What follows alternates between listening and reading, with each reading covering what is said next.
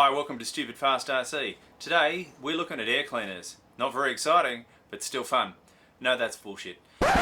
Welcome to StupidFastRC. Today we're looking at air cleaners, but before we do that, we're going to go shopping. See what happens when we go shopping. Coming to Big W is awesome. Watch this. I like big butts.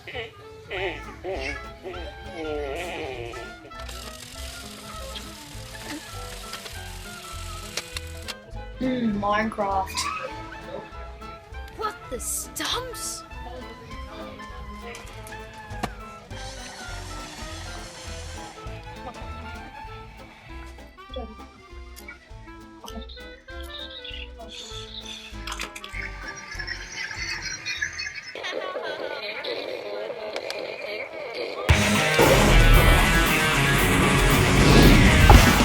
Well, today we're going to talk about air cleaners, and it may not be the most exciting part of your RC journey, but it's a fairly important one. If we get sand in here, we can say goodbye to this engine. So, what should you be doing? There's a couple of obvious things, I guess, that if you've got a lot of dirt on your air cleaner, on the outside of your air cleaner, then it's probably time to clean it. And I'm going to drop you a couple of hints on things that I do and you don't necessarily find in a manual anywhere. So first of all, when is a good time to clean it? Dirt on the outside, or if it's been sitting around for a long time.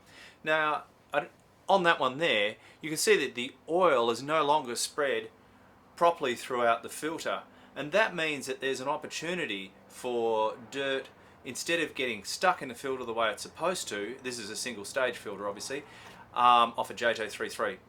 But instead of it getting stuck in the filter, there's an opportunity for it to bypass the parts of the filter that it's supposed to and actually go the whole way through. So that's time for a bit of maintenance, and also so that one's been sitting around for quite a while, and the one that's obviously got a lot of sand through it, and once again, as we pull this one out here as well, you can see that the oil has managed to make its way mostly through to just one part of the filter, and we don't want that. That's not a good thing. That has been sitting around for too long, and you can also see that this is slightly out of shape. That may not have been in the car like that either. So it's a good idea to pull the filter out, see what it looks like. Now, it's very important that you do that in a clean environment. There's no dust, there's no sand on the bench, that sort of stuff. I generally buy a lot of filters that are in packets off eBay, off your dealer, wherever. It doesn't really matter where they come from, but it's good to have some spares, because you don't want to be in a situation where your filter's dirty and you can't replace it quickly. So because I've got spare filters, I tend to take all the filters out, and then I'll wash a bunch of them all at once.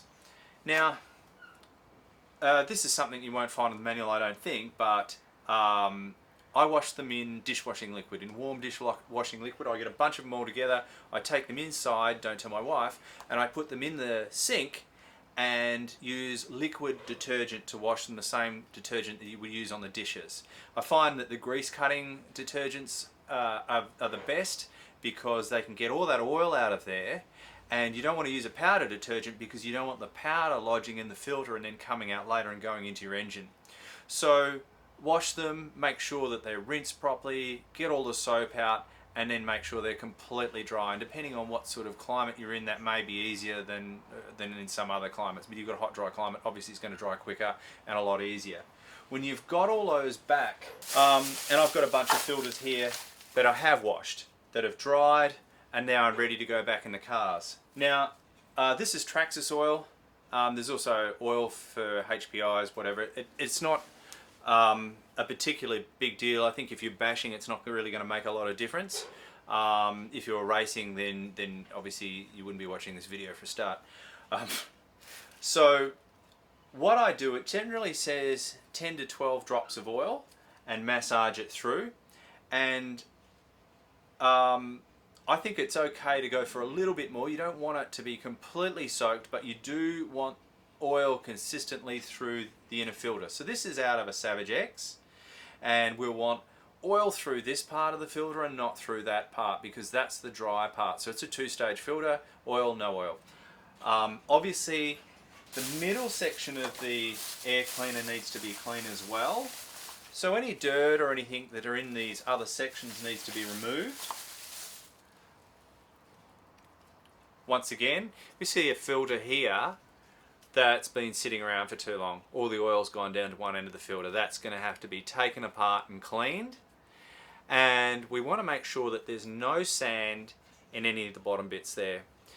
Metho is probably methylated spirits is a good way to do it. You want to get something that's not going to damage the plastic, but is going to remove the dirt, and you want to obviously take it off the engine. You don't want to be flushing sand or anything into the engine itself.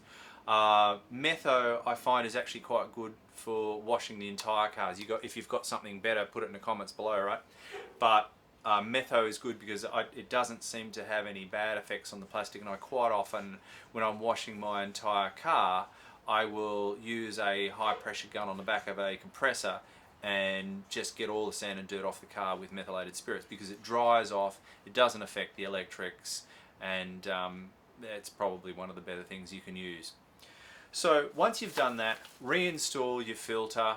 I think that's all pretty straightforward. I'm not going to tell you how to suck eggs with that.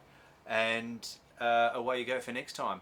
If you've got a lot of cars, probably what you would do is, I certainly about every 6 months, because of this effect that you've seen before, go through and clean them all so that you know that you've done it, and next time you take the car off the shelf, you're not going to be driving out in the dirt somewhere, bashing or whatever, and sucking a whole bunch of sand in and going, oh my god, I forgot to clean a filter, and ending up with a bunch of these sitting in a box that don't go anymore.